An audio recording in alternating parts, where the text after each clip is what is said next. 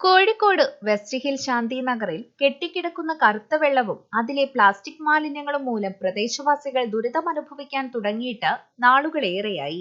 കുട്ടികളും പ്രായമായവരും ആരോഗ്യ പ്രശ്നങ്ങൾ നേരിടുന്നവരും ഉൾപ്പെടെ നിരവധി പേരാണ് ഈ ദുർഗന്ധവും ശ്വസിച്ച് ഇവിടെ ജീവിക്കുന്നത്. സമീപത്തായി നിരവധി വീടുകളുണ്ട്.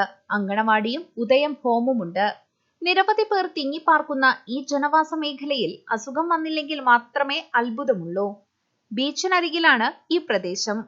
മഴ കനത്താൽ ശക്തമായി തിരയടിച്ചാലും ഈ ഭാഗത്ത് വെള്ളം കയറും.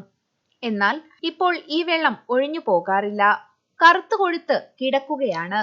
വീട്ടുമുറ്റത്ത് വരെ ദുർഗന്ധം വമിക്കുന്ന വെള്ളം കെട്ടി നിൽക്കുന്ന അവസ്ഥയാണ്.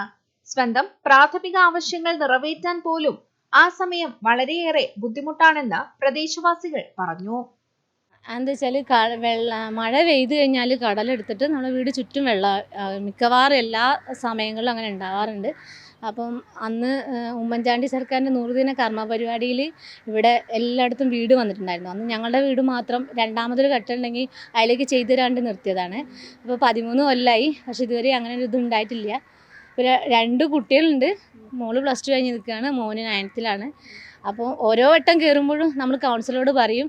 പിന്നെ അവർ വന്നിട്ട് JCB വെച്ചിട്ട് കടലേക്ക് തുറന്നാൽ മാത്രമേ വെള്ളം പോകുള്ളൂ. അതുവരെ നമുക്കിവിടെ ബാത്റൂമും ഒക്കെ ബ്ലോക്ക് ആയിരിക്കും. കുട്ടികളെ സ്കൂളിൽ പോകേണ്ട അവസ്ഥയൊക്കെ ഭയങ്കര ബുദ്ധിമുട്ടിലാണ്. വെള്ളം വീട്ടിൻ്റെ ഉള്ളിൽ കയറുന്നില്ലെങ്കിൽ പോലും വീട് ചുറ്റും വെള്ളമായിരിക്കും. ഇപ്പം നല്ല വെള്ളം അല്ലാത്തത് കൊണ്ട് തന്നെ പിന്നെ പാമ്പൊക്കെ കയറിയതായിട്ട് ഇവർ പറയലുണ്ട്. പാമ്പൊക്കെ അങ്ങോട്ടേക്ക് കയറി വരുന്ന പോലെ.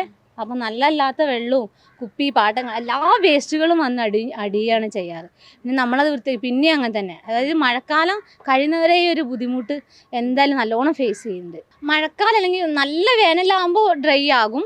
പക്ഷെ എന്നാൽ ഏറ്റവും കൂടുതൽ ഫേസ് ചെയ്യുന്ന അവിടെ നിന്നൊക്കെ കമ്പനിയിൽ നിന്നൊക്കെ ഉള്ള വെള്ളമൊക്കെ വരുന്നുണ്ട്. പിന്നെ അത് വലിയ ദുർഗന്ധത്തോടുള്ള വെള്ളമൊക്കെ അങ്ങനെ വരാറുണ്ട്.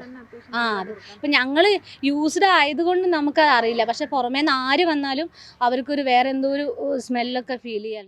വെള്ളം കെട്ടി നിൽക്കുന്നതിനാൽ ഇവിടെ കൊതുക് ശല്യവും രൂക്ഷമാണ്. തൊട്ടരികിലുള്ള അങ്കണവാടിയിൽ കുട്ടികളുമുണ്ട്. പ്രദേശത്താകെ 300ഓളം വീടുകളുണ്ടാകും.